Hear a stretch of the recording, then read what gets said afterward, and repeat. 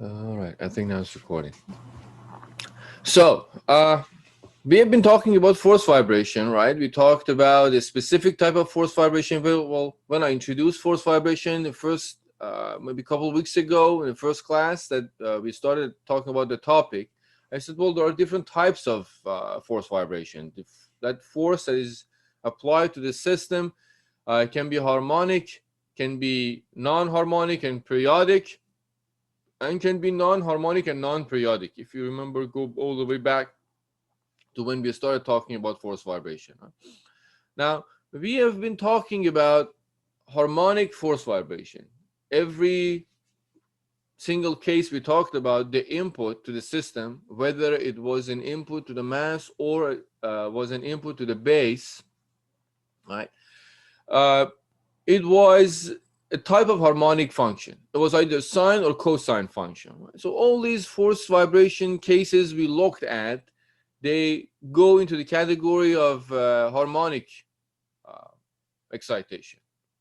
Again, whether it was applied to mass or base, whether it was a force or it was an imposed displacement, like in the case of base excitation, they're all harmonic.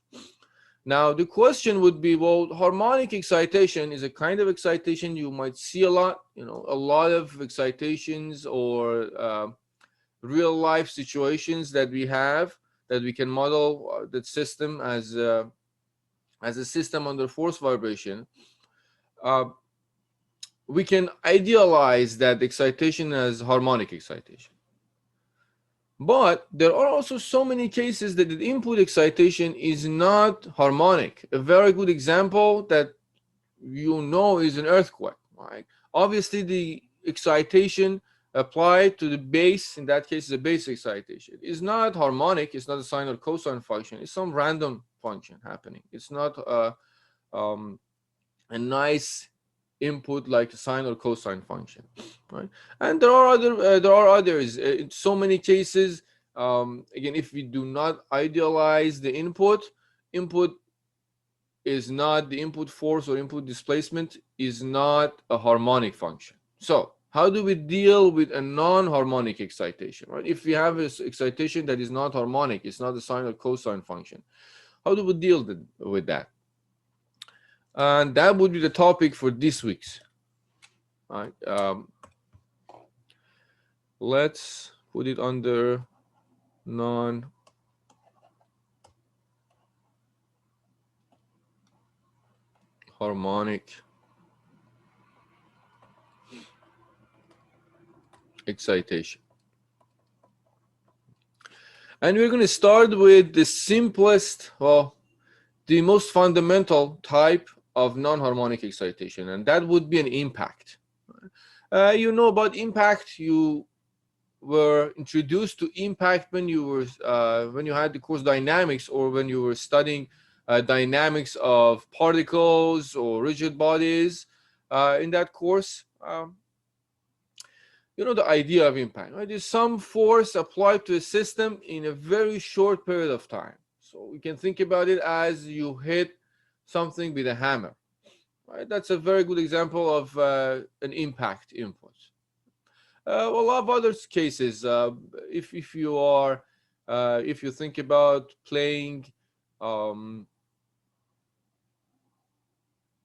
or think about an accident, right? When two cars hit each other, right? You can idealize or very similar that would be a very good case for an impact. It's a very large force in a short period of time, a fraction of a second, maybe a second. Or if you're playing pool, right? When one ball hits the other ball, right? It's a sudden force, a sudden impact, I would say. One ball is hitting the other ball, applying force in a short period of time, and then they get detached. You know the examples of impact. Now we want to see how can we study or how can we find the system response under an impact input, right? Or impulse response, as they call it. So we'll put it under impulse response.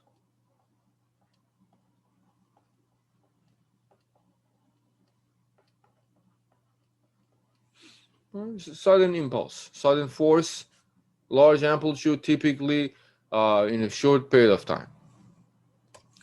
Obviously, we're going to start with our typical system, a spring mass damper. And now, instead of having a harmonic force as input, we are going to see what happens and how can we find the system response if the input is not harmonic and input is some impulse, input is some impact. So I'm going to start with my typical system. Let me draw it here. And you remember, when we draw a spring mass damper system, we are talking about the broad range of situations that we can model as a spring mass damper. Called spring, and this would be a damper, and let's say it's fixed.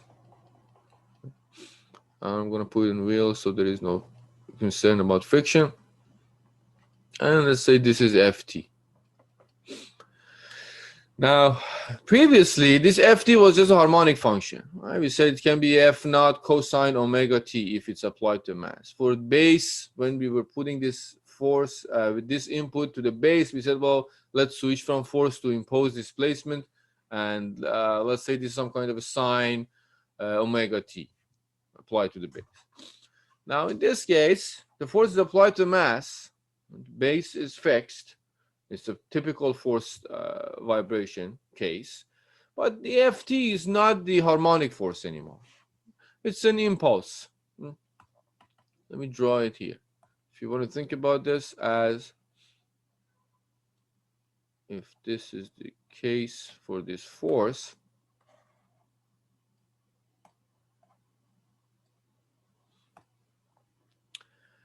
we have a force like this. If you want to think about this, I'll just exaggerate a little bit, and this is not straight. I can do this. There you go. So, if this is time, obviously with the same color, this is time in second, and this is Ft is force. You can call this just F as the amplitude, and this is the input force. So it happens, it starts at t equals to 0 up until to some delta t up to here. Short period of time, some input impulse. Now Ft, I can define it, right? I can say Ft, let me put it here. If you think about this, it's 0 when t is smaller than, when, before t equals to 0. It has some amplitude, which I define F, some constant value at t equals to 0. Or, let's be more accurate, at when t is, I don't know why it's different, when t is greater than or equal to 0 and is smaller than delta t. It's applied at t equals to 0 and it lasts delta t amount. And it's again 0 when t is greater than delta t. That's the format, or this is the general, if you want to express it. So let's go back to our system then. Now we have a spring mass damper with this input. Let's see how can we find, as always, we are looking for system response. All right, let's look at the free body diagram and do that. In kinetic diagram, if this is M, this is M, they're equivalent. This one is Kx, this one is Cx dot, and Ft is pushing it or pulling it this way. So summation of forces is equal to Ma or Mx double dot. All right. So vector, all of these are vectors. In x direction, well, we have minus Kx minus Cx dot is equal to Ft. Oh, this is not, sorry, minus, I did a pretty wrong three-way diagram. This should be on this Ft, and this is Mx double dot.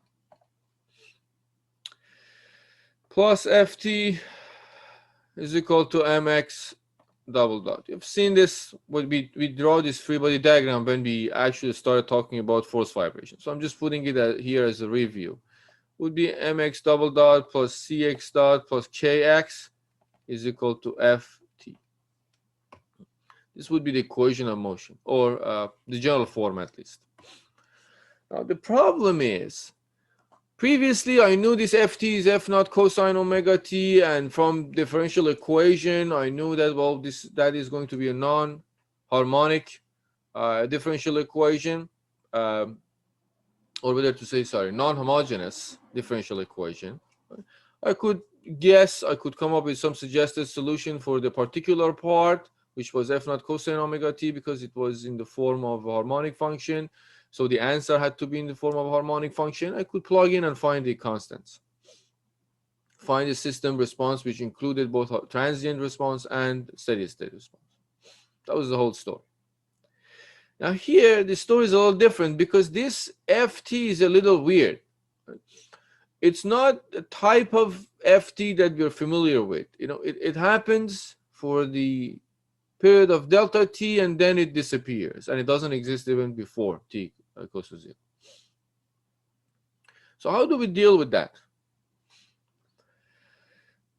We are going to, since we want to use what we have learned, we are going to make a big assumption. Keep that in mind. This is a big assumption we're making. Well, not depending on what the case is, but this assumption is there, so you have to always keep that in mind when you're dealing with or finding the system impulse response, system to response to an impulse or impact. We are assuming that delta t is very short, which makes sense for an impulse. Impulse is supposed to be short with some magnitude, typically large. So we're assuming that delta t, the time that its force is applied, is very short. Now, if we make that assumption, we can think about this system as a system that a force is applied to, and that force gives the system some initial velocity. Right? At the beginning, the system is sitting there. In this case, let's say no initial velocity, no initial displacement. We suddenly apply the impact. So that sudden force is going to give the system some initial velocity. And since delta t is very small, we can make this assumption, or following the assumption we made, that this delta t is so small and so it happens so fast that the acceleration in the system has enough time to give the system some velocity, but not enough time to move the system and give it some initial displacement. Right? Acceleration causes velocity, and then after that, we're going to see displacement in the system. But if it's so fast, the time that you're looking at the system at very beginning, like for a fraction of a second, we see that system gets some acceleration, some velocity, initial velocity, and this initial velocity is trying to give the system some displacement. But we are not looking, the time window we're looking at the system is not long enough to see that the system has some initial displacement. So what I'm trying to say, that think about this as a fraction of a second for a linear momentum. Force is applied to the system. If I write it here as a reminder from dynamics, I'm going to put it here, linear momentum. Right. We had F is equal to ma. Maybe I should write it with different color so it's not mixed up. I don't know. Let's use this. F is equal to ma. This is linear momentum. You have seen it in dynamics. F is equal to m dv dt. As a result, F dt is equal to m dv. And we can simplify this as, well, not conclusion, but we can simplify this as F delta t is equal to m delta v. Let me separate that from the rest. We've seen it as when we were talking about impact and linear momentum in dynamics. Now, what I'm going to say is that, well, I know F is given. Delta T, assume that is given, the time that this force is applied to the system. I know the mass. Let's find what is the velocity in the system due to this impact. Now, well, let's write it this way. If we start with, right, the system has no initial displacement, x naught is equal to 0, and has no initial velocity, x naught dot is equal to 0. Now let's use this and study the linear momentum in this system. See what happens after the impact. So we say F delta T, the time that force is applied with the magnitude F, is equal to m x, I'll call this x naught dot prime, the velocity after the impact, minus the velocity before the impact. Now velocity before the impact, I know it's 0.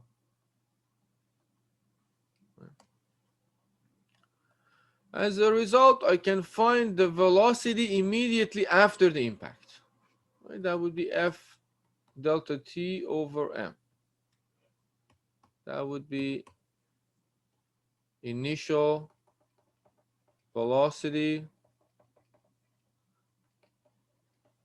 immediately after impact, after the impact. Now we'll go back to the assumption we made. We said we are assuming delta T is very small, very short period of time. We have like a fraction of a second. So what happens is that now I can look at this system. Instead of a force vibration, think about it. F is applied. It gave some initial velocity to the system, and it's done. It's not applied anymore. Go back to the definition of force there, right here.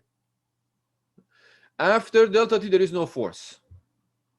So what happens, and I hope you see that if there is no force at T greater than delta T, we can make this as maybe equal, and it includes delta T. If there is no force after delta T, so this is pretty much just a free vibration. This is what happens after when, or better to say, so when T is greater than delta T, equation of motion becomes mx double dot plus cx dot plus kx is equal to 0 with x naught 0 and x naught dot prime as F delta T over m. So I have a free vibration now. Just look at this one. I have a free vibration system under free vibration with some given initial displacement and initial velocity. So I went from force vibration to find the impulse response. I made this assumption like delta T is small, so just some initial velocity is given. So I can make this assumption that initial velocity now is this value. And we have a free vibration. So let me see if I can put it here.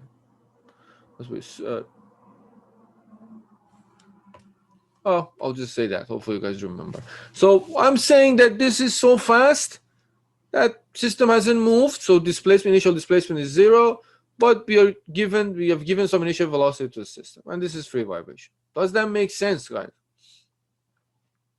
Is there any question about this? How did we go from force vibration to suddenly a free vibration with given initial conditions? Instead of 0 and 0, now we have some initial velocity. Is there any question about this? Keep in mind that this is based on the assumption that the time the force is applied to the system is short. All right. Now that we have this, the rest is straightforward. We already know. Now, let me put it this way. Now, we can use system response for the free vibration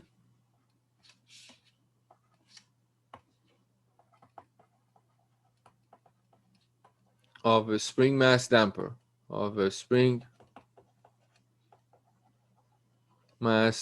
system.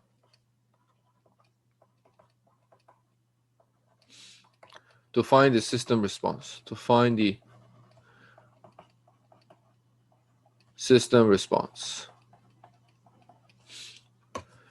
Remember, what was that? Well, we had x t as a e to minus zeta omega n t. I think it was sine omega dt plus phi. And what were those values? We had a as square root of x naught omega d squared plus zeta omega n x naught dot, I think, let me think. It was x naught dot plus zeta omega n x naught squared. The whole thing was divided by omega d. And phi was tan inverse x naught omega d over x naught dot plus zeta omega n x naught. We had this from before. This free vibration with some given initial conditions. Now we're just going to plug in. Now in this case, what we can find for impulse response, let's see what we get. We get A. Well, x naught is 0. Initial velocity is 0 if you look at the expression for A. Right, x naught is 0, so only thing comes out of that equation would be x naught dot over omega d. And you can think about this as x naught dot prime, since we call it that way. And phi would be tan inverse 0, right? This would be 0 over x naught dot prime. So this becomes 0, right? And the first one, well, all I need to do is to replace x naught dot prime, and it's ft over m. So the first one becomes f delta t over m omega d. Right? Let me double check if I put all the coefficients correctly. Yes. All right. So all I need to do is just to plug in these values. So the system response, so the impulse response becomes, well, xt. Well, I know what A is f delta t over m omega d, e minus zeta omega n t sine omega d t. This is it. This is the system response, or impulse response, let's put it this way. System response to an impulse, which we call impulse response, short. Impulse response to an input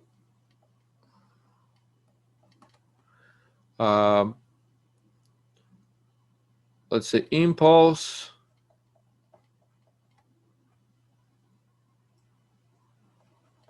given to the system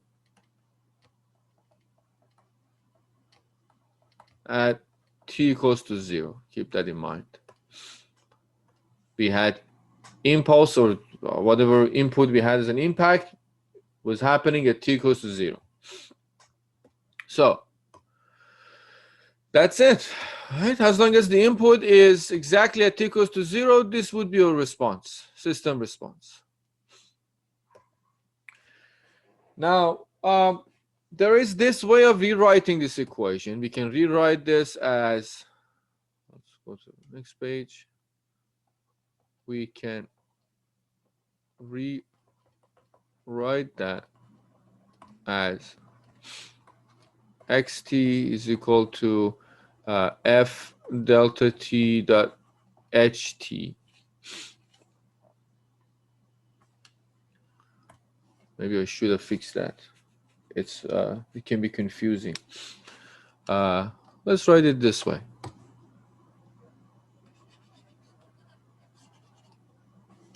Response of the system to an input impulse given the system at t equals to 0. Now, we can rewrite it in this way. Xt is equal to f delta t dot ht, and ht being ht then will be whatever we had there. I think it becomes e to minus zeta omega n t over m omega d sine omega d t. Double check, yeah. And now this is called impulse response function. That's why I rewrote that differently so it's not confusing. Impulse response function for an impulse applied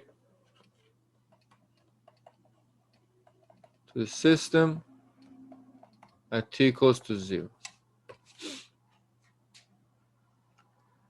All right, so the system response is pretty much, see it here, is pretty much is f delta t, force, the time the force is applied, times impulse response.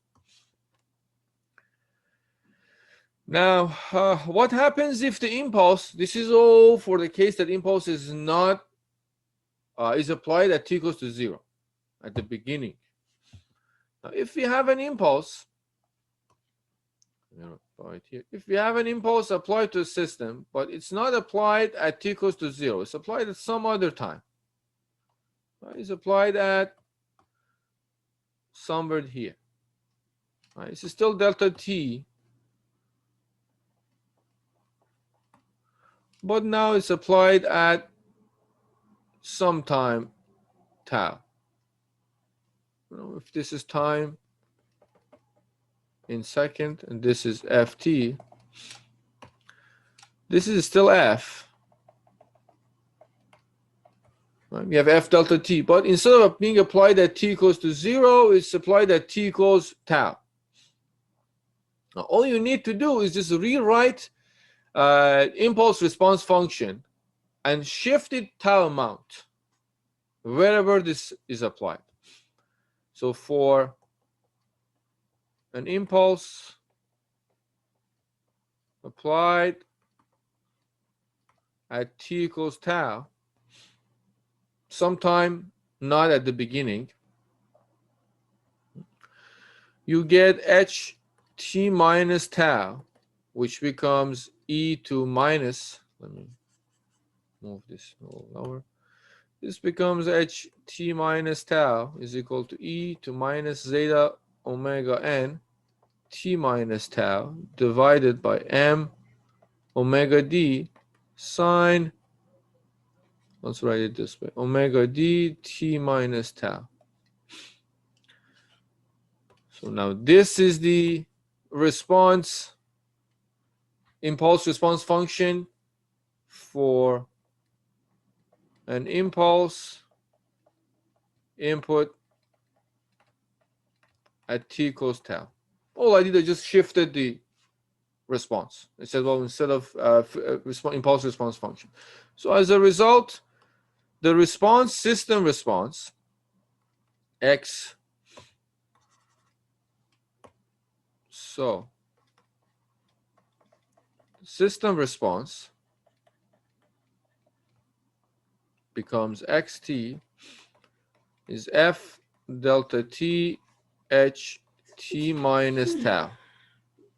So it changes, right? Depending on where this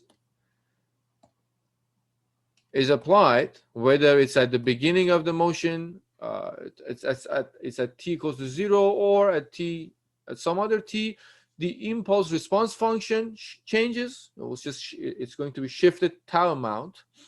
As a result, the system response changes. But f delta t is still the same, and the magnitude of this force times the time that is being applied. Right? Let me double check. I told you everything. Any question about this, guys?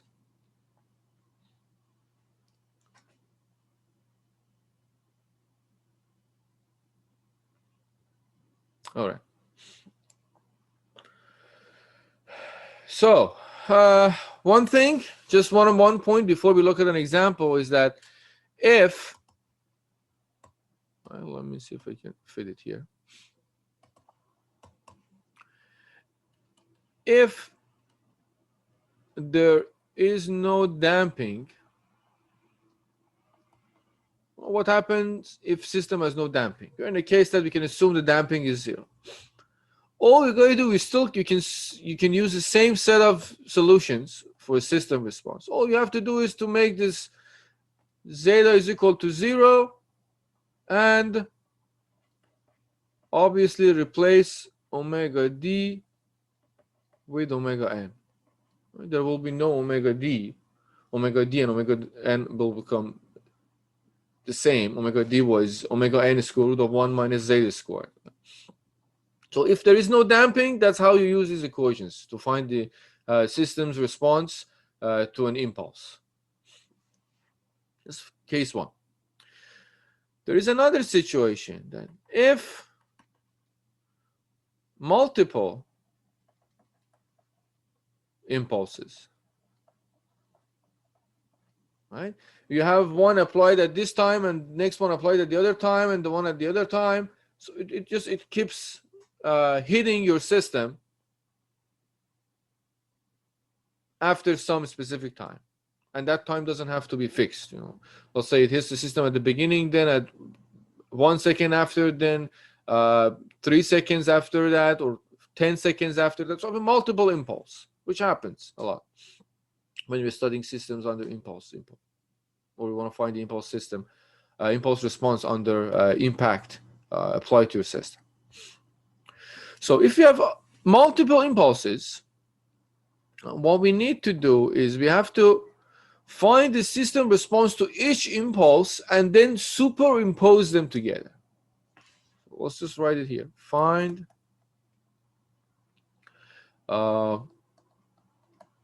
system response to each impulse and superimpose them. Superimpose. Depending how much you remember about this principle of superposition, right? What we were talking about when you were studying differential equation, you were introduced to the concept of superposition. We were saying that if we have a set of linear systems or a linear set of differential equations, the response, the general response would be the summation of all these responses. Well, not in the language of differential equation, but in the language of vibration. In the language of differential equation, I would say the answer to that differential equation is equal to the superposition of the answers of each of one of these differential equations, as long as they're linear, which is the assumption always in this course. The assumption of nonlinearity is way beyond the scope of this course, and even I would say first 4 years of engineering, bachelor's degree, you don't really deal with that. All right, so Let's take a look at an example, see how can we use these, right? What are we talking about here, and see how can we make sense of all of this. Keep in mind, the story was straightforward. Instead of having a harmonic input, now we have an impulse input. Given its magnitude and the time that is applied to the system, we are able to find the system response to that impulse. Whether this impulse is applied at t equals to 0 at some time later on, it changes the way we try to find the system response. If you have multiple of them, we have to find the system response to each impulse and then superimpose them together. Right. Let's take a look at this example.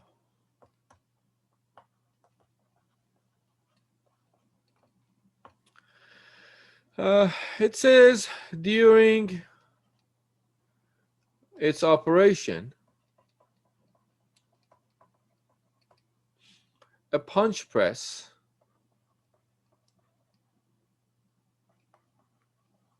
used a lot in manufacturing when we are trying to make holes or do specific cutting, especially on plates. You use punch press. Oh, for punch pressing specifically, you're using it to make holes and punches on, I would say, relatively thin plates. If they're too thick, you can't really, unless you have a very strong press. The thicker the plate, the stronger the press has to be. So a punch press is subjected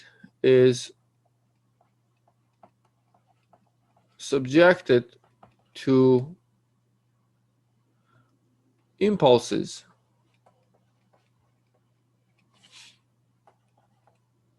of magnitude 5 Newton second.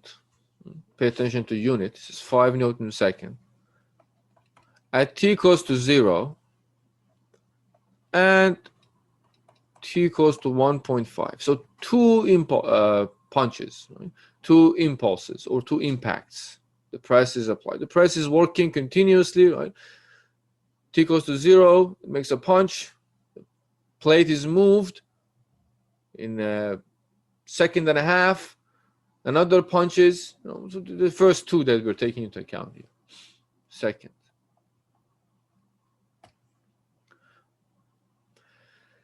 Now it says the mass of the press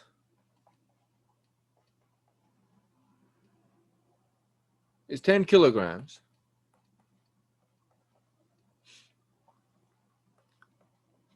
And it's mounted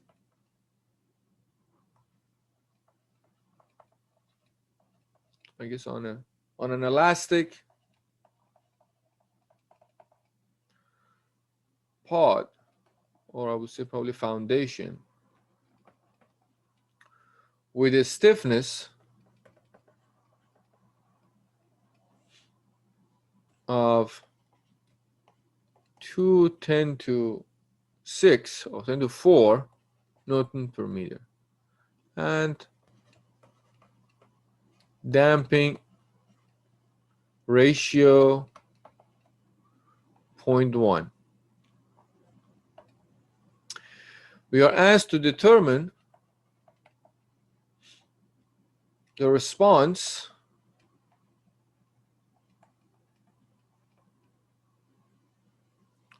of the press.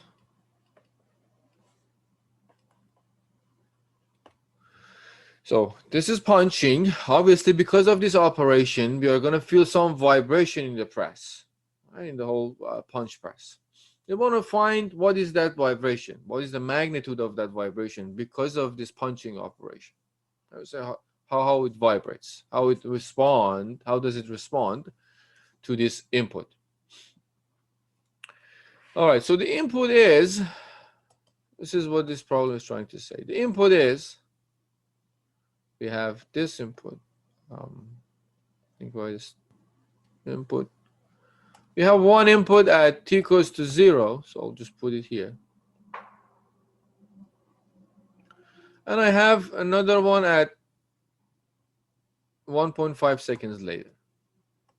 So this is at t equals to 0, and this is at t equals to 1.5 seconds. For both of them, look at this value given, magnitude, 5 Newton seconds. So this is directly F delta T. How do I know that? By looking at the unit. 5 newtons, 1 second. So the shorter the amount, if it is applied in 0.1 second, meaning that the magnitude should be 50 newtons. We don't know exactly what is the magnitude and how long has it been applied, but we know F delta T we're given, and that's all we need. And both of them have the same magnitude of F delta T. So F delta T, I already know it's 5 Newton second. What else is given? I know the mass of the press, so this is M. I know the stiffness, K.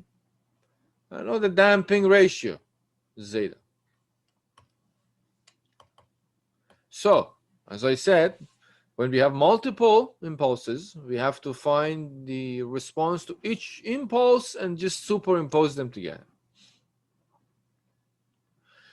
Let's find the first one. It's applied at t equals to 0. Well, we know that xt, let's put it this way,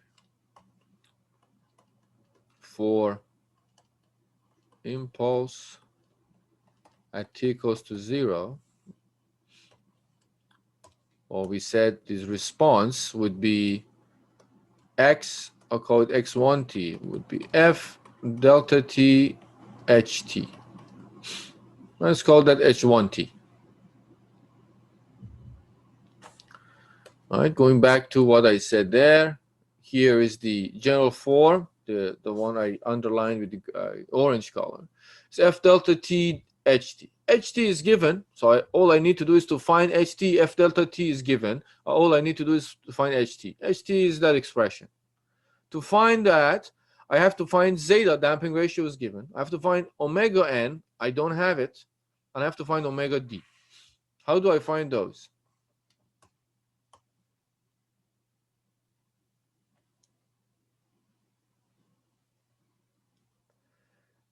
I have to form this expression, e2 minus zeta omega nt over m omega d sine omega dt. I know zeta is 0.1. I need to find omega n and omega d.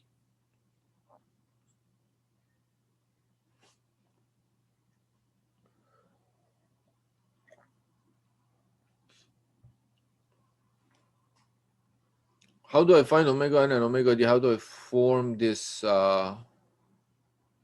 response? How do I find this expression?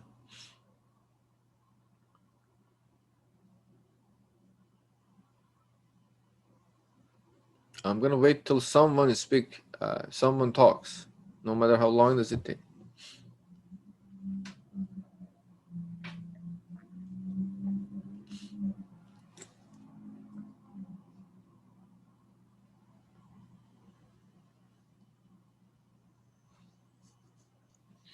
Omega n is equal to square root k over m, and omega d is equal to omega n 1 minus zeta squared. Yes, square root of 1 minus zeta squared. Thank you, Michael. All right. It's a very fundamental question, folks. At this point, all of you should tell me exactly the answer, what answer is, or how to find it.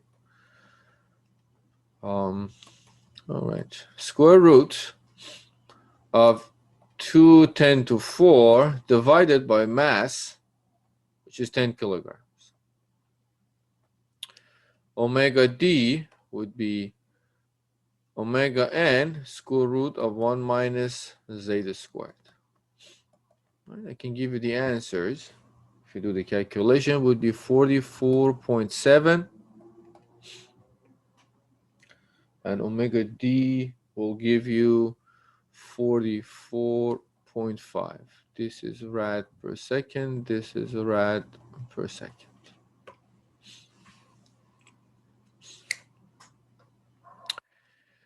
So once I know these, all I need to do is just to plug in these values. So h1t becomes, let me write it a little lower,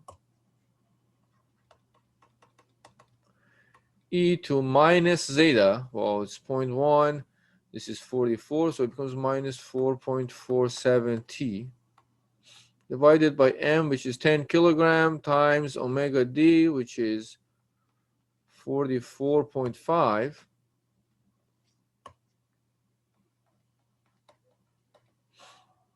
sine 44 point, this is omega d, right? Yeah. 44.5 t. So that would be h1t, right? Meaning that the response becomes obviously x1t. It becomes just 5 times h1t. This is the response to the impulse at t equals to 0, right?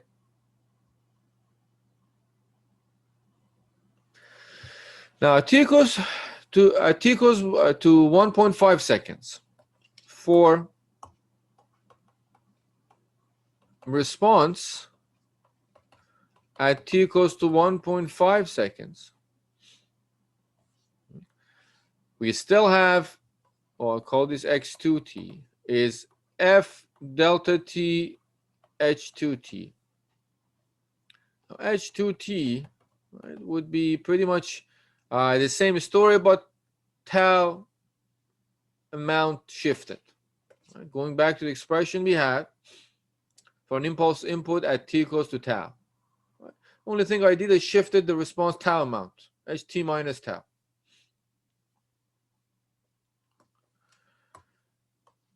This will be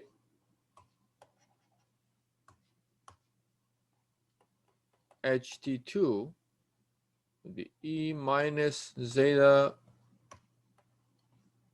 omega n t minus tau divided by m omega d sine omega d t minus tau.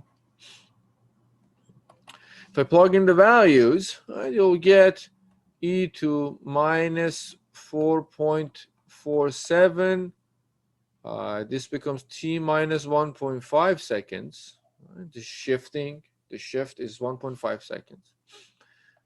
10 kilogram times omega d was, I think, 44.5 sine 44.5 t minus 1.5 seconds. So the response, so the system response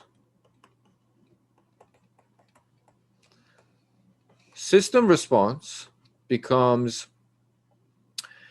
x2t is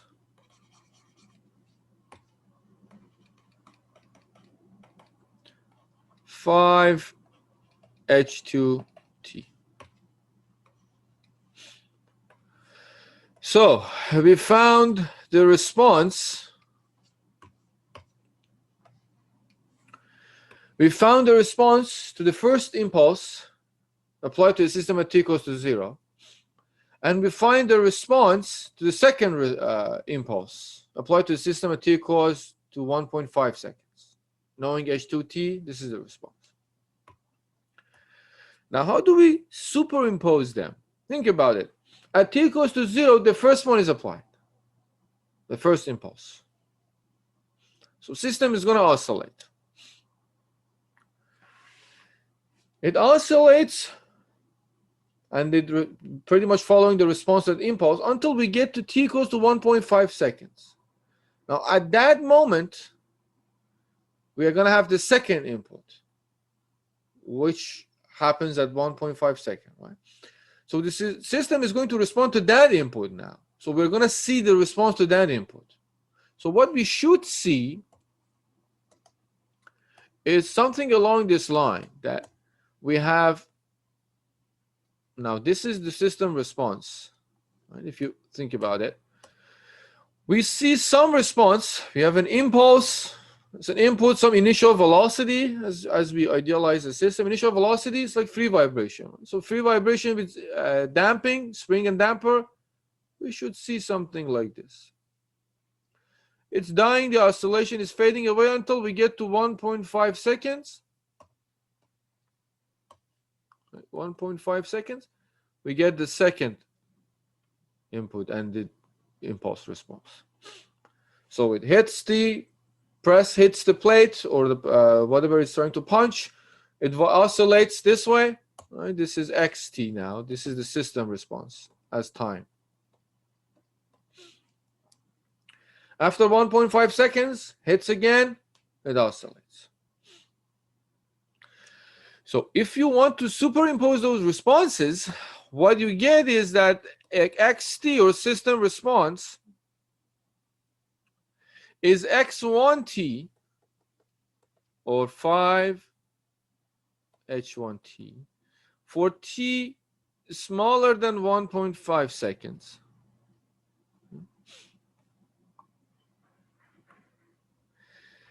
X2t is 5 h1t, which is the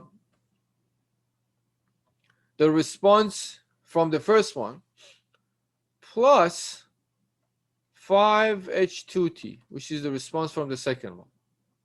And this is after 1.5 seconds.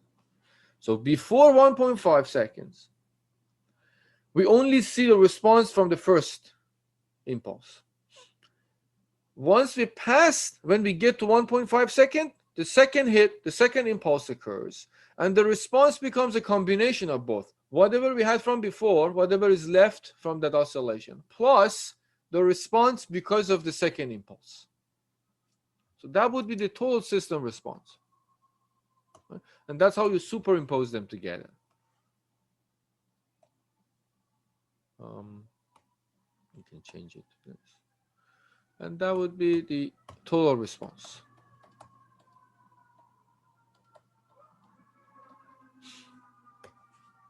You should expect to see it in this way. Now I'll show you quickly how to plot this response, which you're going to need for your next project. If I open my graph software, right, there you go. I have to input, right, I have to input this function. Right? I have to input, well, I have to rewrite this. This is probably not the right way of writing this.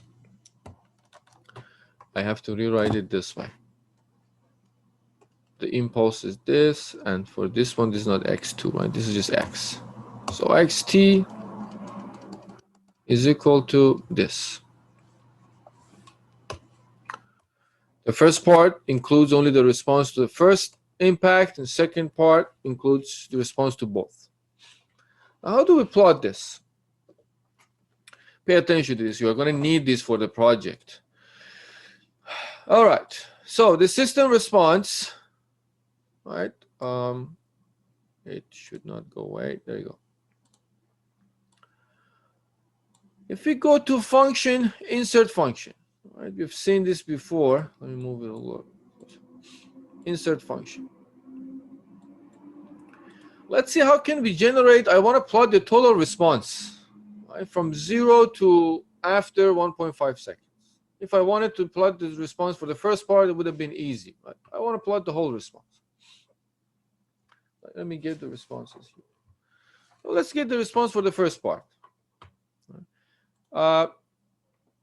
If you plug in the numbers, right, this here, let me actually add this here before we do that. So you have the numbers and you know where do they come from.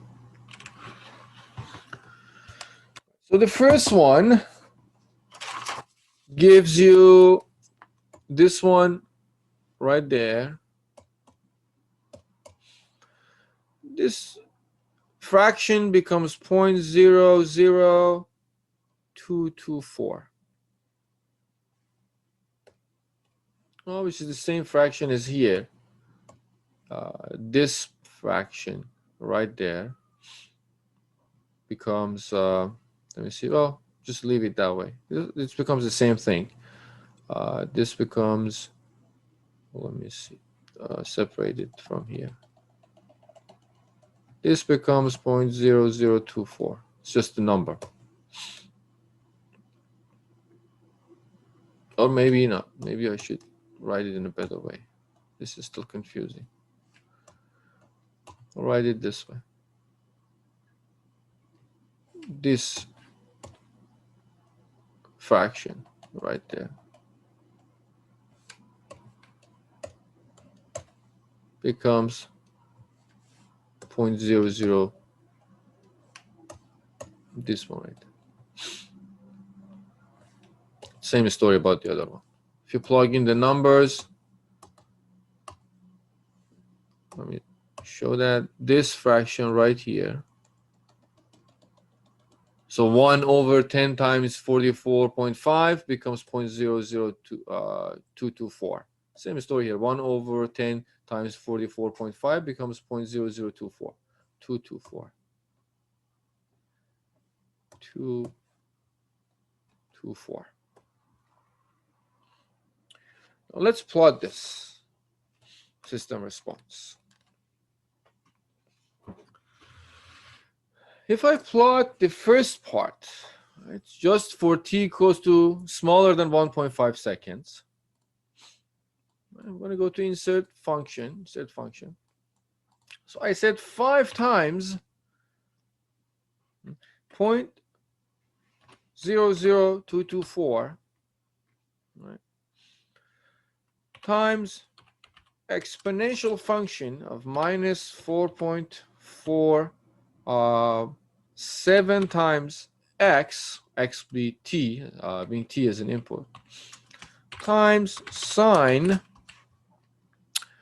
the omega d was 44.5 times x, and from 0 to 1.5 seconds. Let's just put it to, well, it's too much, 250. I have to zoom. There you go. That's not the color I wanted. That's the system response. Right? After one, just taking into account the first impulse. Just plotted the response, x1t. Now, what if I want the full response? I want to see what happens after 2 impacts. How do I do that? Well, that's the little tricky part. So I have the first part, right? We said, if we go back to what we had, we said after t equals to 1.5 seconds, when we include that and after, it becomes what we had from before, plus 5h2t. Pay attention to the expression for h2t. It's like t minus tau, right? And sine omega t minus tau. So I do it here with a little bit of trick. I add an expression there. I say this first one is applied. Let me put it this way. So plus 5 times 0.00224 times exponential. Now it's minus 4.47 times, it's longer, x minus 1.5. Right now I changed that. Well, that's the exponential function times sine. The omega d was, if I find it, 44.5 times x minus 1.5. Now, the only trick I have to add to this is that this is only true times when x is greater than 1.5. Let me see if I made a mistake somewhere, or I think I did somewhere. All right, so if we had the first expression there, and then fine, we multiply that by 5 exponential minus 4.47 x minus 1.5 times sine 44.5 times x minus 1.5 times x greater than 1.5. And I have to plot this, let's say, for 3 seconds. If I fit, there you go. So now I have this system response for the full response. So what I did, I said, well, whatever I had from before, going back to the expression. So this is what I had from before, x1, 5 times h1t. T being x here in this software. Now for the second part, well, I put it right there. I said, this is 5 times h2t. 5 times that fraction times exponential minus 4.47 times time minus t minus 1.5 sine omega d, which is 44.5 times t minus 1.5. That's h2t. I added a twist there, right? Times x greater than 1.5. What it does is that it's a logical expression. If a little bit of programming there. If this only is true and is taken into account when x is greater than 1.5. Right? So this is a logical expression, depending on how much you remember from programming. All I did, I said, well, consider the second part, this part right there. This is t greater than tau. If t, which is x here, is greater than tau, this is true. If t is not greater than tau, this is false. For t is smaller than or equal to tau, this is false. So this second part can only be taken into account when this expression is true. And that's how I programmed that. I put it there. So I said, well, before t, 1.5, does not include this. After that, since that becomes true, include this one. And that's how you plot the full response. And this is what we expected to see, as I said. The first impact right there, right? The response to the first impact, right here, impulse response, up to 1.5 seconds. And suddenly at 1.5 seconds, we have the second impact, so we have to include this too. This is the response because of, this is the combination. This is x1t, this is x1t plus x2t. All right, because after that, we have both of them. Whatever is left from the first one and this one. All right, any question about this, guys? I'm going to post the second project today, and pretty much it includes